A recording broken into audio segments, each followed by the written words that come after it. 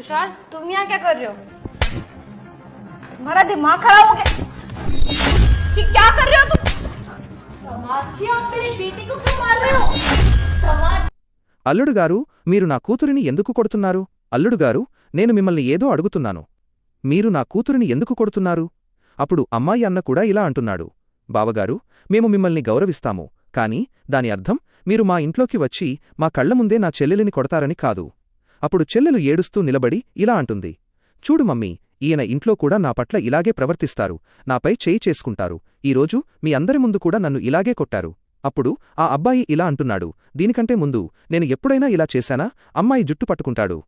అప్పుడు అత్తగారు ఇలా అంటారు. అరెరే, నా కూతురి జుట్టు వదులు. నువ్వు మా ముందే ఇలా ప్రవర్తిస్తుంటే ఒంటరిగా ఉన్నప్పుడు ఆమెను ఏ స్థితికి తీసుకెళ్తావో మాకు తెలియదు. కొంచెం కూడా సిగ్గులేదా అల్లుడుగారు మీకు? ఇప్పుడు నాకు అర్థమవుతోంది, నా కూతురు ఇన్ని నెలల నుండి మా ఇంట్లోనే ఎందుకు వచ్చి కూర్చుందో. అరెరే, మీరే కదా అంతగా ప్రవర్తిస్తున్నారు, అందుకే నా కూతురు మా ఇంటికి వచ్చి కూర్చుంది. మీరు నా కూతురిని ప్రేమగా చూసుకుని ఉంటే ఆమె నా ఇంటికి వచ్చేది కాదు, తన అత్తగారింట్లోనే ఉండేది. అప్పుడు ఆ అబ్బాయి ఇలా అంటున్నాడు. మీరు చెప్పేది కరెక్టే మమ్మీ, బావగారిదే మొత్తం తప్పు. అందుకే మీ చెల్లెలు 2 నెలల నుండి మా ఇంట్లో వచ్చి కూర్చుంది. అప్పుడు ఆ అమ్మాయి ఇలా అంటుంది. మమ్మీ, వీళ్లంతా ఇంతే. పెళ్లయిన కొంతకాలం తర్వాత మగవాళ్లంతా నాపై చేయి చేసుకోవడం, నాపై కోపపడటం మొదలుపెడతారు. అప్పుడు ఆ అబ్బాయి ఇలా అంటున్నాడు. అరే, నోరు మూసుకుని నా ముందు నిలబడు, లేదంటే ఇంకొకటి ఇస్తాను. మరియు మమ్మీగారు, మా పెళ్లై 5 ఏళ్లవుతోంది. ఇప్పటివరకు నేను ఆమెపై ఎప్పుడూ చేయి చేసుకోలేదు అనేది మీకు కూడా తెలుసు కదా. కాని ఈరోజు నేను ఎందుకు ఇలా చేస్తున్నానో ఆ నిజం మీరు తెలుసుకోవాలి. కాని ఇప్పుడు ఆ అబ్బాయి చెప్పిన నిజం వింటే మీ కాళ్ల కింద భూమి కదిలిపోతుంది. కాబట్టి దీనిని ఒక్కసారి తప్పకుండా చూడండి. కాని దీనికంటే ముందు ఆగునైనా, నన్ను చూసి విస్మరించకు, లేకపోతే నీకు చెడు సమయం వస్తుంది. ఒక్కసారి కామెంట్లలో హర్ హర్ మహాదేవ్ అని రాసి వీడియోకి ఒక లైక్ చేసి ఛానల్ను సబ్స్క్రైబ్ చేయి. నీ ప్రతి కోరిక నెరవేరుతుంది. అబ్బాయి ఇలా చెప్తాడు.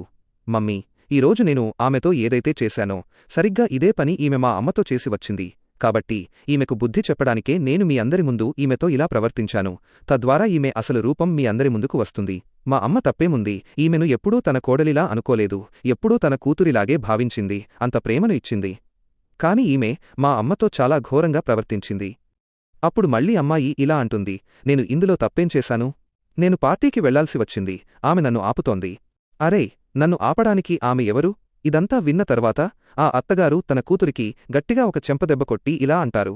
నీకు ఎంత ధైర్యం ఉంటే నువ్వు నీ అత్తగారిపై చేయి చేసుకుంటావు? నేను నీకు ఇలాంటి సంస్కారాలేనా నేర్పించాను? నీకు కొంచెం కూడా సిగ్గులేదా? అంతా చూస్తూ కూడా ఉన్నావు. అరె సిగ్గులేని పిల్ల, కనీసం కుటుంబం పరువు గురించైనా ఆలోచించాల్సింది. నిన్ను నా కూతురని చెప్పుకోవడానికి నాకు సిగ్గుగా ఉంది. అల్లుడుగారికి క్షమాపణలు చెప్పు. వీలైతే మమ్మల్ని క్షమించండి, మాకు ఇదంతా తెలియదు. అప్పుడు ఆ అమ్మాయి తన భర్తకు క్షమాపణలు చెప్పడం మొదలుపెడుతుంది. మరియు తుషార్, నేను ఇంకెప్పుడూ ఇలా చెయ్యను అని అంటుంది.